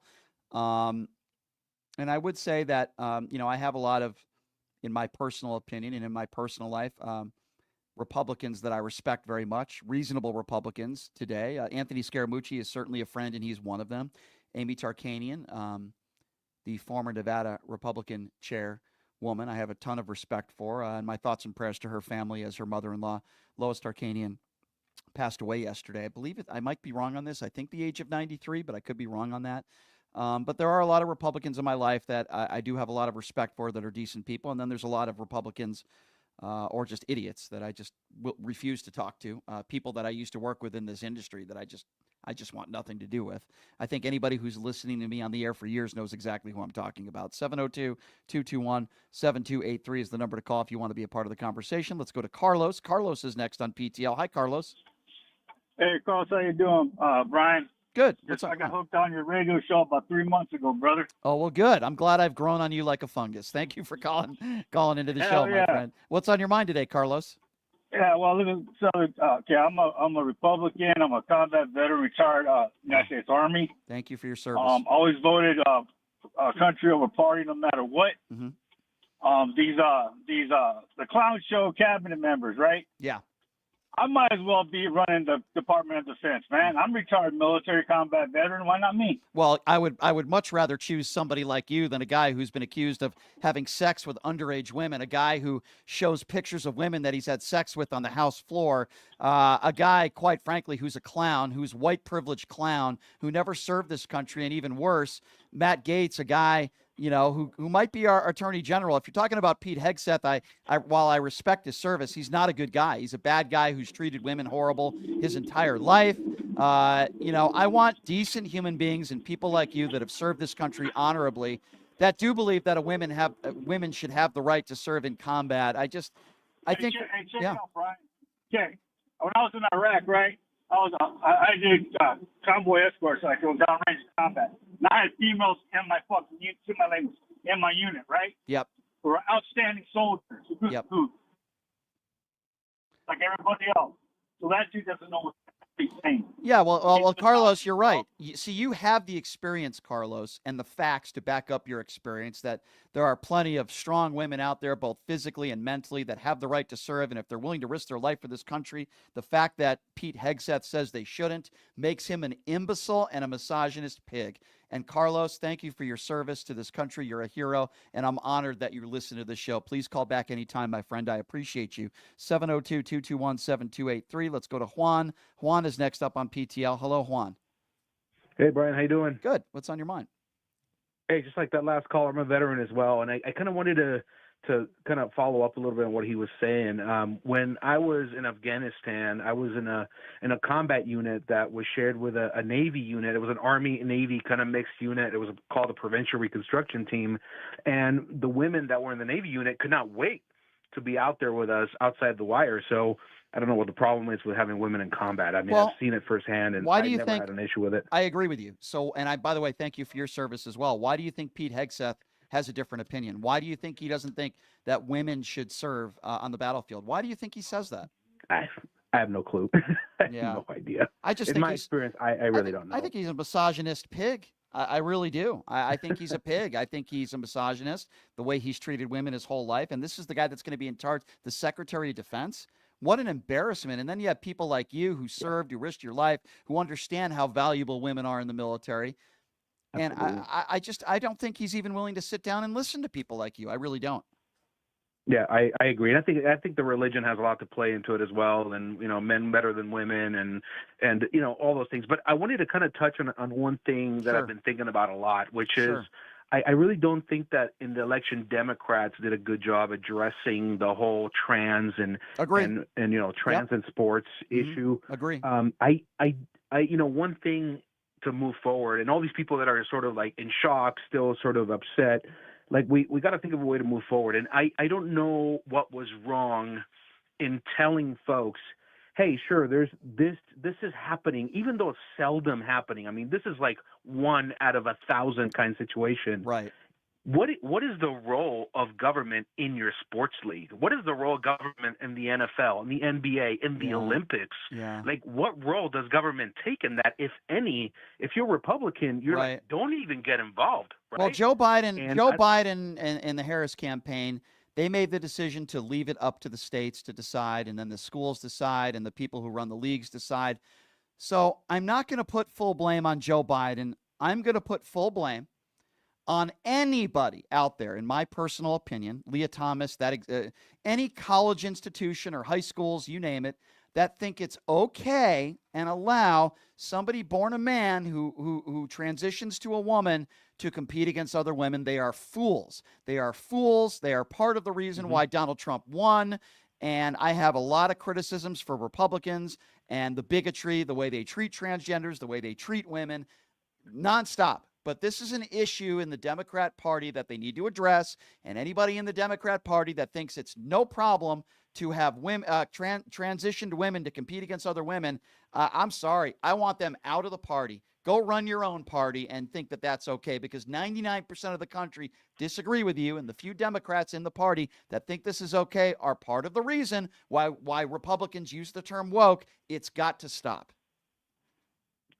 Correct. Yeah, I just call it common sense. I'm not going to go to the Olympics and start, or I'm not going to go to Donald Trump or Joe Biden and complain about what's happening in the Olympics. That doesn't jive. I'm with you, my man. I'm with you, and I thank you again for your service to this country, sir. You're a hero, and I'm honored that you listen to the show.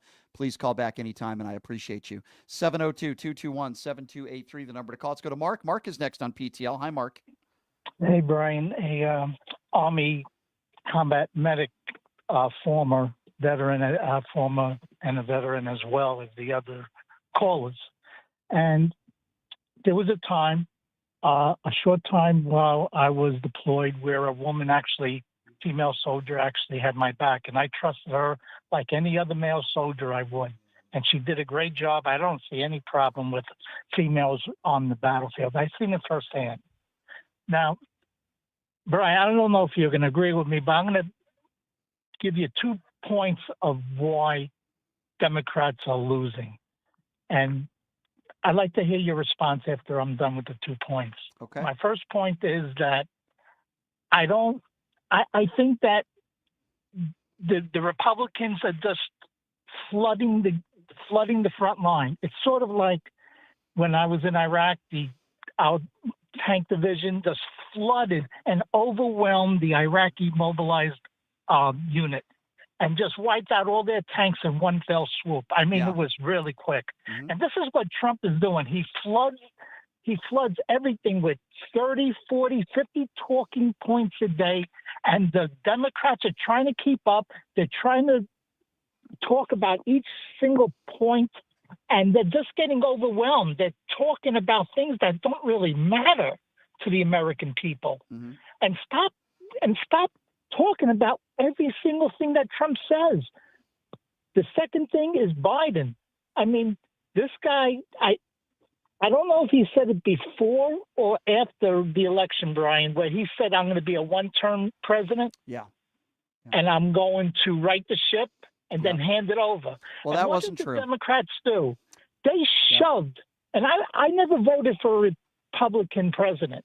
They shoved Biden down our throats without even a primary. Well, you're right about that. That's what really made me angry. Mark, listen, I don't disagree with you on that, and I've criticized the Democrats, and I've criticized Joe Biden for that, and some people could say, Brian, you're Monday morning quarterbacking. Well, when you lose an election like this to a 34-count felon, sexual abusing rapist, you probably should think about why you lost. And there's a lot of different reasons. There's not just one reason, but that's one of them.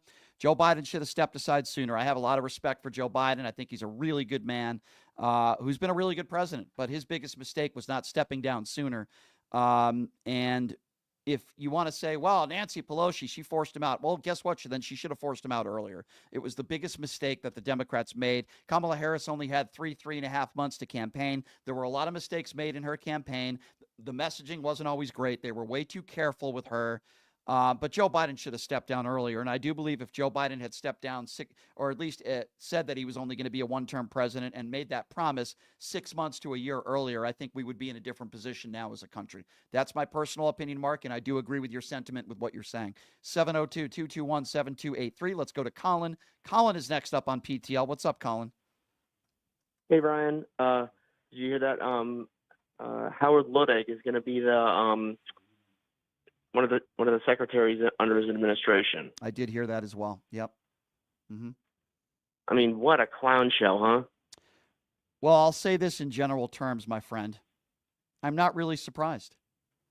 I'm not surprised. I'm not surprised because when you elect somebody who campaigns talking about Hannibal Lecter and electrocuting sharks, and you elect somebody who is a lunatic, Donald Trump is a lunatic, he's going to hire lunatics. Now, in 2016, he did hire some lunatics, but he also hired some people that were very capable. This time around, he's hiring very few people that are qualified. I mean, you can make the argument that Marco Rubio certainly qualified for the position, even though he's a two-faced moron. He's certainly qualified for the position. You have a guy in Pete Hegseth who's never had a job within the government. We all know who some of these people are. I do believe Tulsi Gabbard is a Russian asset. Robert F. Kennedy Jr.'s hire is a complete joke. Kash Patel, I don't think they've made that official yet, but leading the FBI, a guy named Kash Patel, look up his history. This is another lunatic. And I think if you listen to my interview with Anthony Scaramucci, I think he said it best, and I agree with him. Time is not on their side. Let's give it 6 months to a year. This is not going to end well for all these people, right? This is not going to end well for the country, sadly, but it's also not going to end well for all these people that he has hired. Because if you're not willing to go to jail for Donald Trump, eventually it comes back to bite you. Maybe some of these people are willing to go to jail for Donald Trump, but this is going to be a you-know-what show for 4 years. And we'll just touch base with it every single day and find out where the economy's at, find out where the wars are at, where Donald Trump said he could end the war in a day. That's not going to happen. We'll see where the country is at. Donald Trump is inheriting, lucky for him and fortunate for him, he's inheriting another really good economy, just like he did in 2016. He found a way to screw that up. He'll find a way to screw this up. I'm sorry. That's just the way I see where it's going. I wish I had a better answer, but I don't. Yeah, I agree. Yeah. Well, I appreciate your call, my friend. And the lunatics are going to continue to be hired step by step, as the new kids on the block said way back in the day. 702-221-7283 is the number to call. Let's go to Herb. Herb is next up on PTL. Hello, Herb. Hey, Brian, how you doing? I want to ask you a question. And this is just a question, so don't hang up on me, and I want to ask you something else afterwards. But didn't Biden and Harris, both of them, didn't they encourage or didn't they support transgenders playing with women? So they never made the claim that they support transgenders playing with women. What they did do is what I just said earlier. They left it up to the states, just like Donald Trump claimed that he left it up to the states when it came to the abortion issue. What Joe Biden and Kamala Harris did is they left it up to the states, left it up to the organizers in charge, whether it be college Division I sports and certain entities in different states in different leagues. So they left it up to them to make the decisions. So they never made a comment about them playing, and there's no problem with them playing with women? So I never recall Joe Biden or Kamala Harris stating word for word verbatim that they agree with transgenders, women competing against other women. No, sir.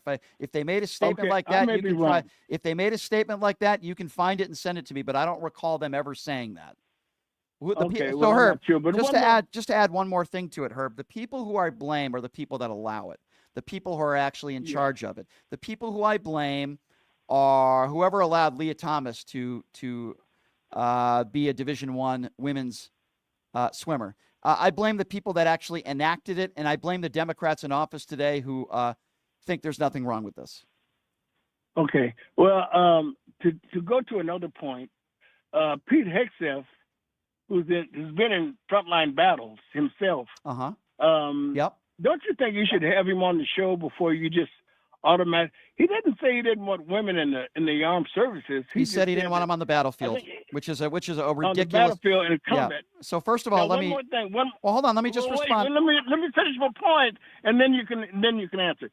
The Israeli army years ago, they had women on the front lines, yes, and they did. Pulled back from that. Which I disagree with. They pulled back from that too. Which I disagree with.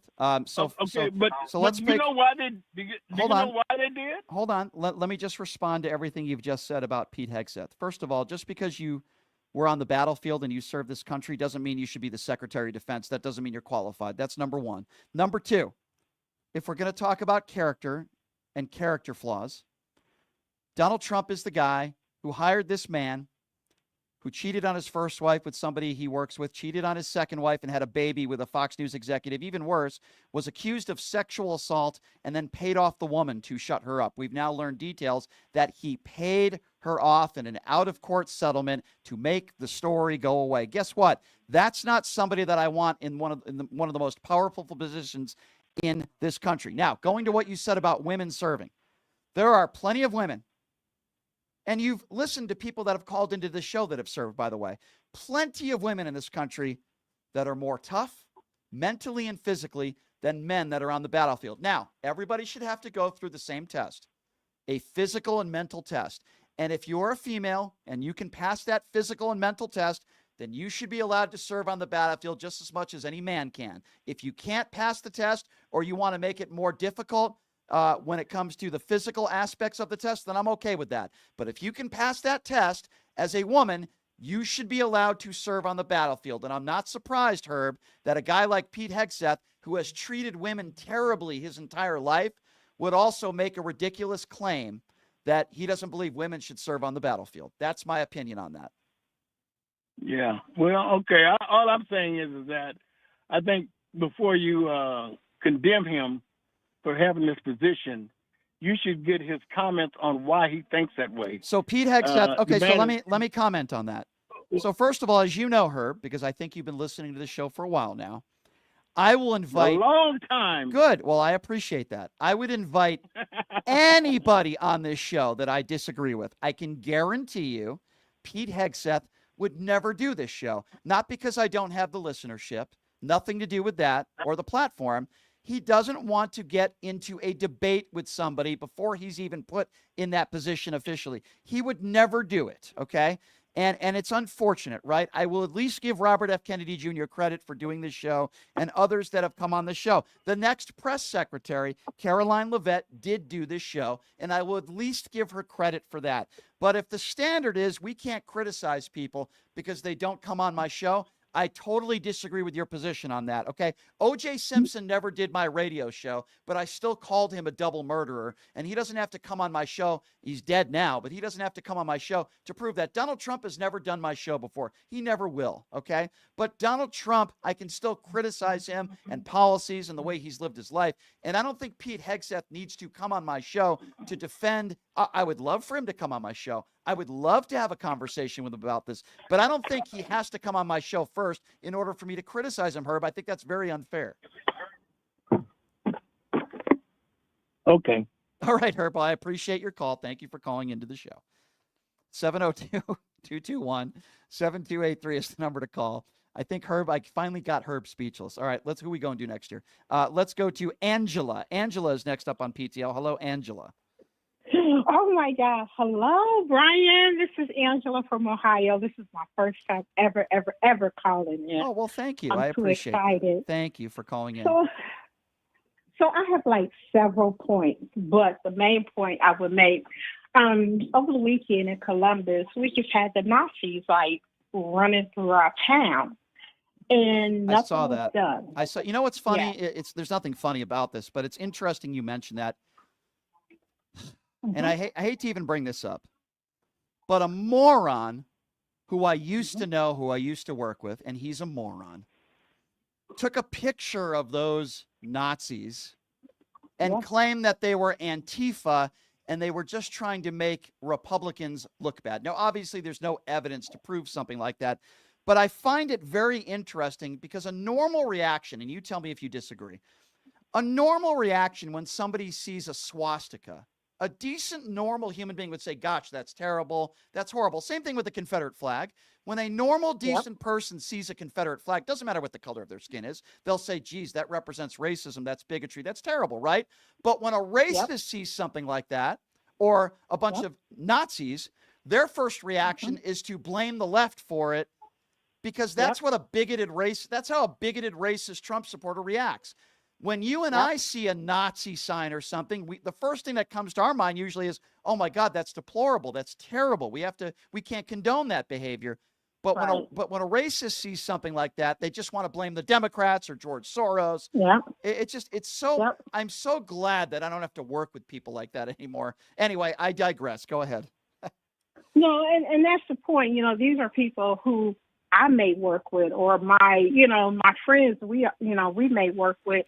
And the governor, who is Governor DeWine, he just made a statement on Facebook, which is basically, hey, we won't have this hate in Ohio. Right. But that was it. And our question to him, what are you going to do? You know, because this is not the first time this happened. Here a couple of months ago in Springfield, and all that. You had the Proud Boys there. They were there. Well, I didn't see a lot of this stuff under the Obama. I didn't see a lot of this stuff until Donald Trump took office. I didn't hear a lot from the Proud Boys or the Oath Keepers. We didn't have an insurrection.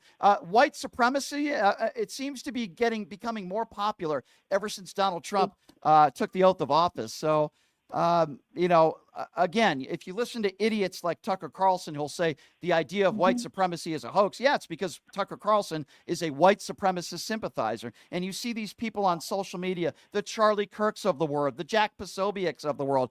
Why are they always white? Right? They're always white. It seems like there are so many white people that will say, stand back and stand by. Can you imagine if Barack Obama was talking about black supremacists? Because there are some black supremacists out there. Can you imagine if Barack Obama talked about black supremacists on a debate stage and said, stand back and stand by? Can you imagine what Republicans would say about that? Oh, they would have fell out. He would have never been our president. Exactly. I mean, it would have been all kind of things would have happened. So it's a double standard. I agree with everything that you say. And I just wanted to say thank you. Continue what you're doing. Thank you, dear. That means a lot. And I will call in again. Thank you. All right. Thank you, Have my a good dear. day. Good to hear from you. Thank you so much.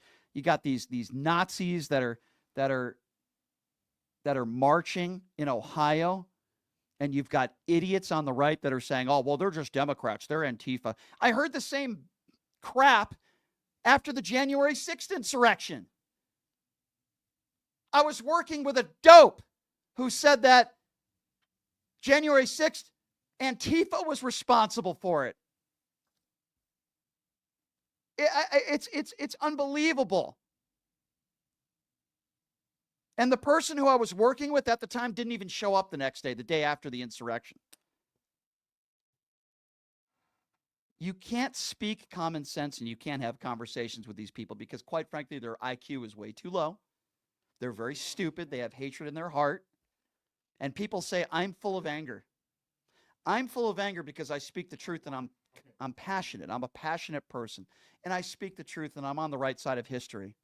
I defend the LGBT community. I defend transgenders. I defend minorities. I defend people that don't look like me. That's not hatred. That's not anger. That's passion. And unfortunately, people don't know what true anger is. Anger are the people that were screaming, hang Mike Pence on January 6th. That's anger. Anger are the people that are anti-gay, that call all gay people sinners. That's anger. Anger are the people that attacked police officers and beat them with their own batons on January 6th. That's anger.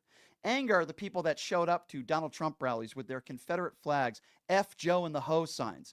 That's anger. What I bring to this show every day is passion. You might not agree with every single one of my opinions, but I am a passionate person. And if you don't like it, you can go fly a kite. I don't care. 702-221-7283 is the number to call if you want to join the program. Let's go to Kava. Kava's next on PTL. What's up, Kava? Hi, Brian. How are you doing today? Good. What's on your mind? So I just want to address something that you were just talking about when it came to MAGA and their attacks and stuff. Sure. So you know me. I'm an immigrant, and I have been called every name under the sun by MAGA.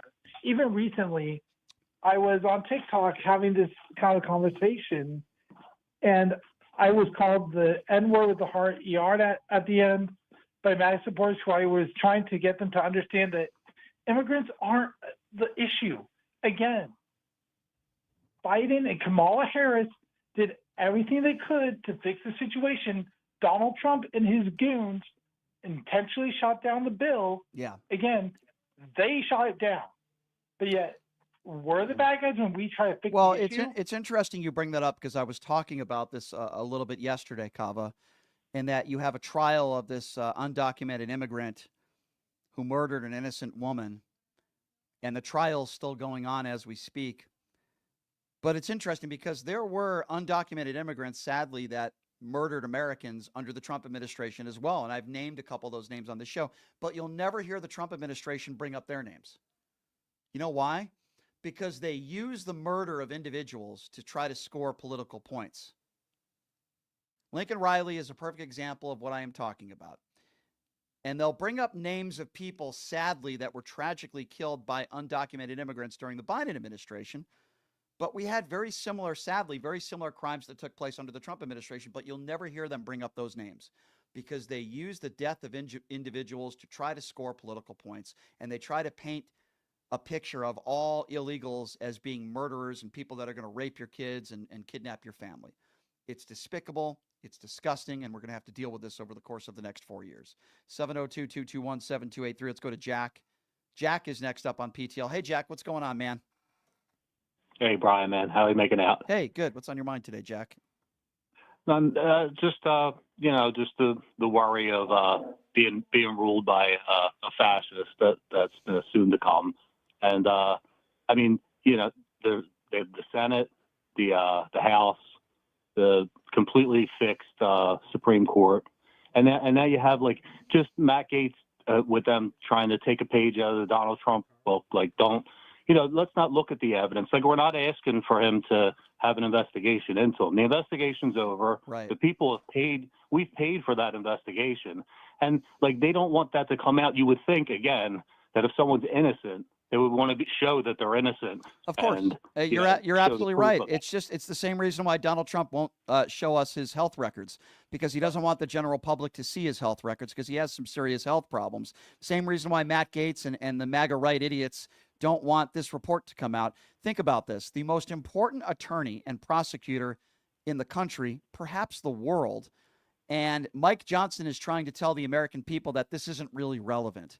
They are the biggest jackasses in the country, and unfortunately, these people are in powerful leadership positions, Jack. It's embarrassing.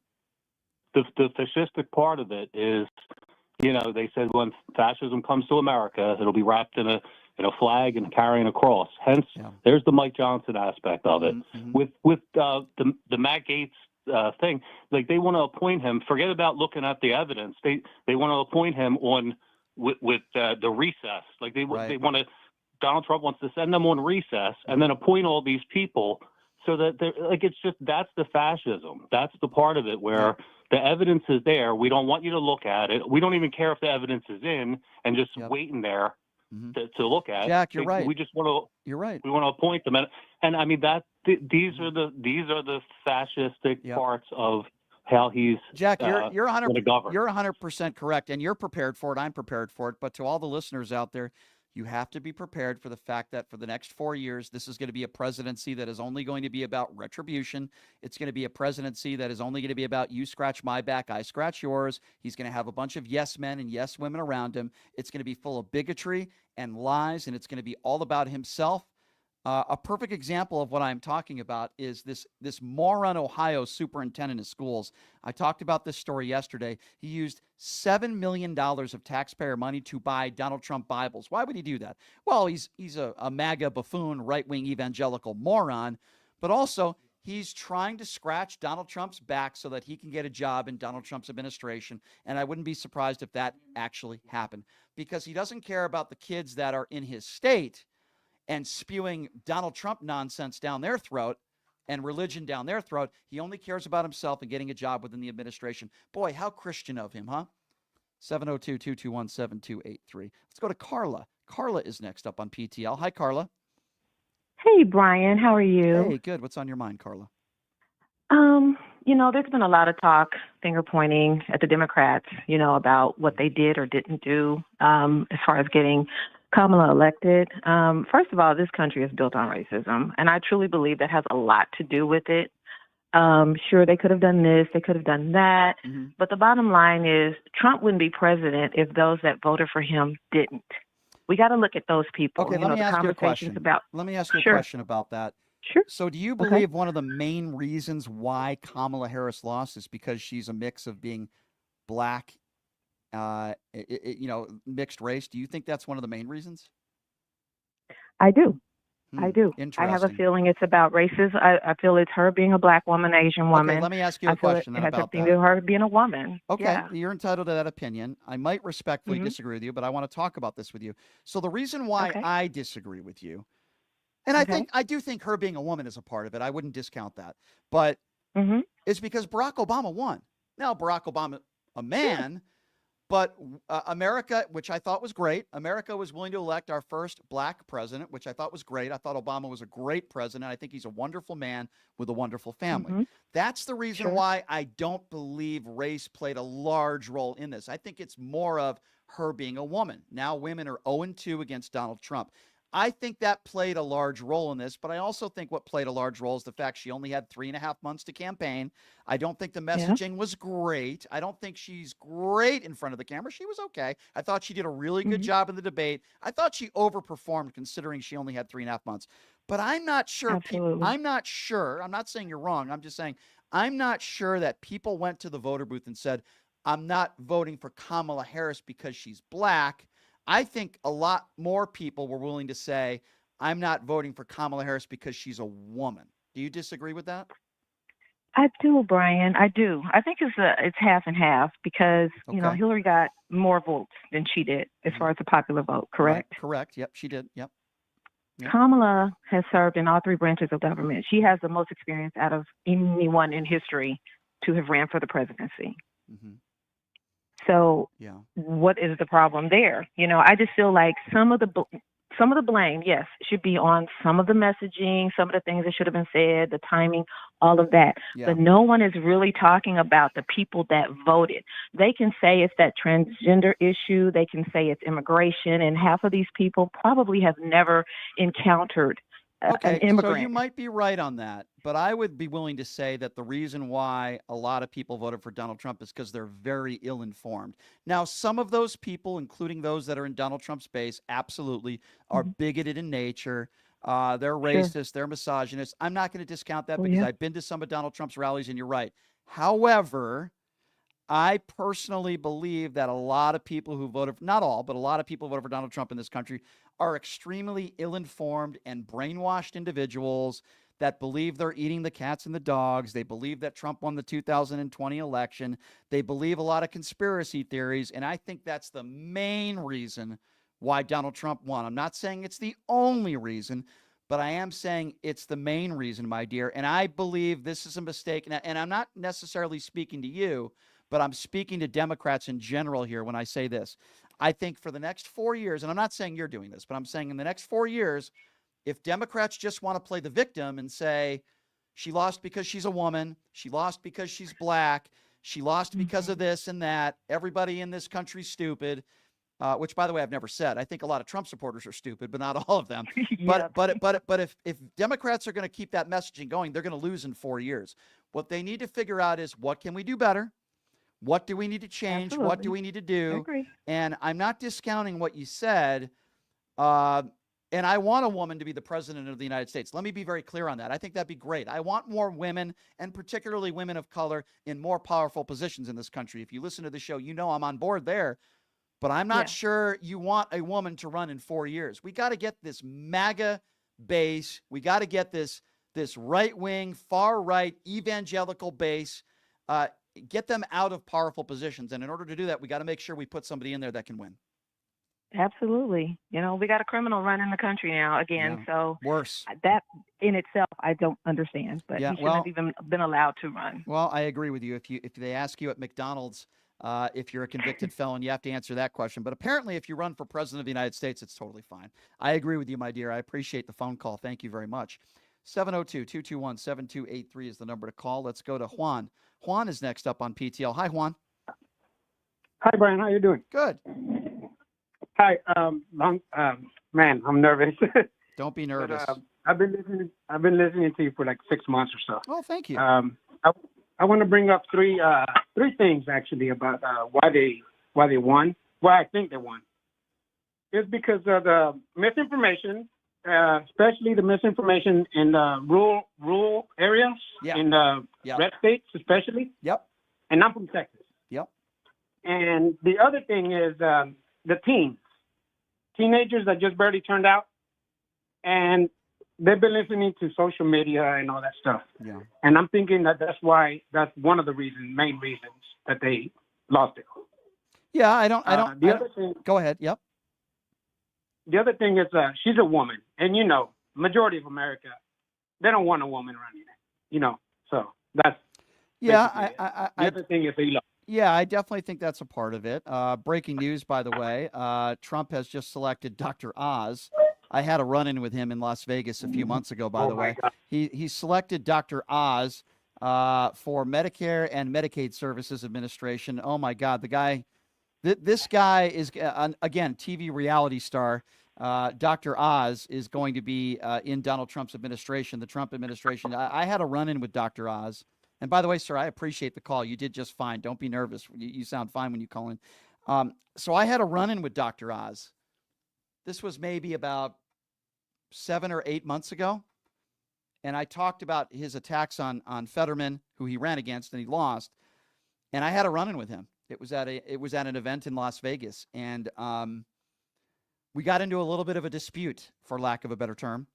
And it was at Green Valley Ranch. It was at a charity event. We had a political conversation for 5 or 10 minutes. He refused to come on my show. And I said, why did you attack Fetterman for having health issues? You're a doctor yourself. He seems to be doing just fine. And he said some pretty disrespectful things about Fetterman, and I called him out on it, and he didn't like it. Dr. Oz is going to be in Donald Trump's administration in charge of our Medicaid and Medicare. Boy, that sounds wonderful. We can kiss that goodbye. 702-221-7283 is the number to call if you want to be a part of the conversation. Let's go to Cece. Cece is next up on PTL. Hi, Cece. Hi, Brian. Cece from Chicago. You know me. Thanks for calling in, Cece. What's on your mind today? Hey, buddy. The whole woman issue and everything, this is really upsetting when they talk about women in the military. Yeah. What does sex have to do with how anyone holds a machine gun? And some women are better than men when it comes to military. No question. You're not going to get an argument from me on that. I'll tell you what the reason is. Misogyny. Misogyny. Yeah. Look at the people that Donald Trump has hired around him. Look at the way. I'm going to tell you something. I put up a picture on social media, and I want to get your thoughts on this. Okay, Cece? Okay. I put up a picture buddy. on social media 2 days ago. It's a picture of Robert F. Kennedy Jr., Donald Trump, and Dana White. I had that one. Yep. So it's got my tweet has 2.5 million views and thousands of comments. Here's what I wrote about that tweet, because as you know, Republicans call themselves the party protection of women. We respect women, yada, yada, yada. So I said, one guy in this picture, ex-wife, committed suicide because of all the adultery that he committed in his diary. Another guy in this picture is an adjudicated rapist. And another guy in this picture, Dana White, who runs the UFC, was seen smacking his wife in public at a nightclub. All three of them. Right. And these are the people that Donald Trump associates himself with. And these are the people that the MAGA cult look up to. They protect women. They respect women. Pete Hegseth, add his name to that list, who allegedly sexually assaulted a woman, then paid her off to shut her up, who has cheated on every woman he's ever been with. Matt Gaetz, who brags about women he's having sex with on the House floor, allegedly having sex with underage women. And the list goes on and on and on. These are the people that Donald Trump associates himself with, and many of the MAGA supporters seem to support. And the thing is, there could be wife abusers, like they've used their husbands. But did you ever hear of a woman raping her husband? Come on, man. Yeah. Just because we don't have penises.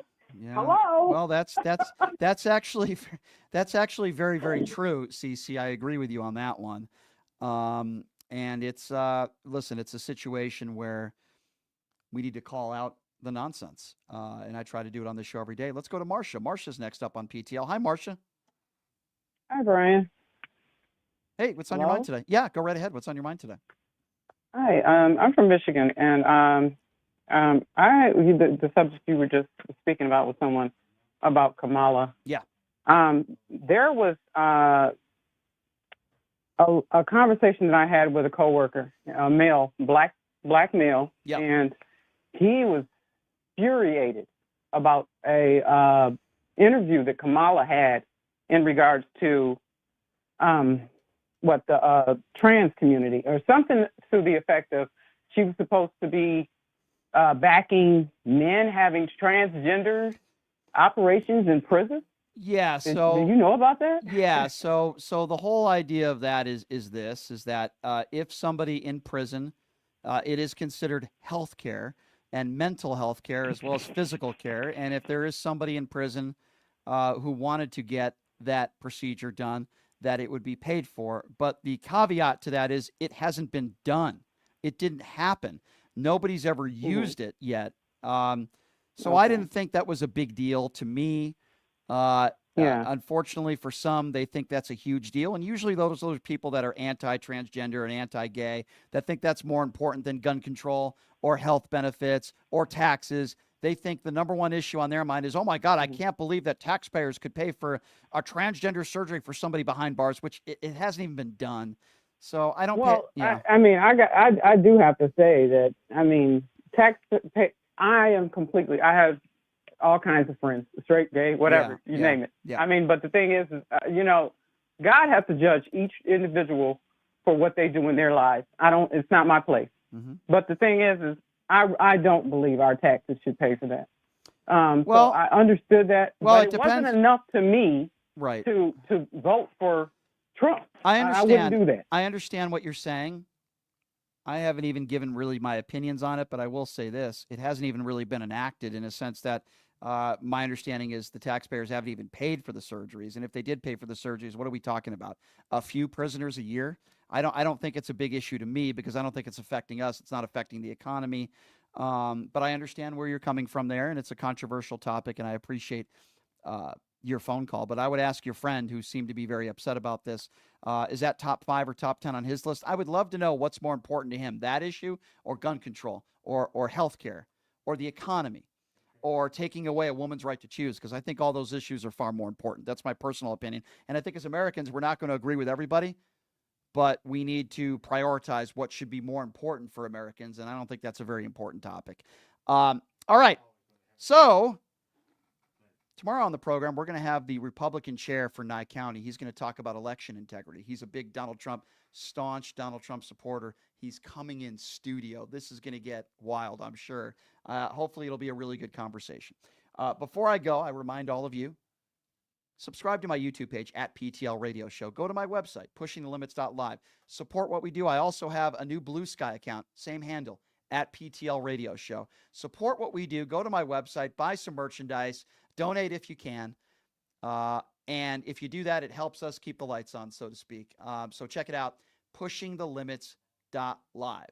We will see all you guys tomorrow, same time, same place. The Republican Party chair of Nye County is going to be joining us. He's going to be talking about election integrity. He's going to be talking about some mishaps that took place in his county. And he's also going to be talking to us about why he is such a staunch supporter of Donald Trump. So you know it's going to be interesting. That'll all be happening tomorrow. And thanks for joining us, everybody. We'll see you tomorrow. Have a great day.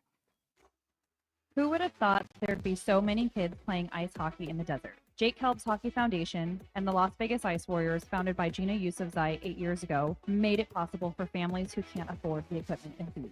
Donate today at www.hockeyfor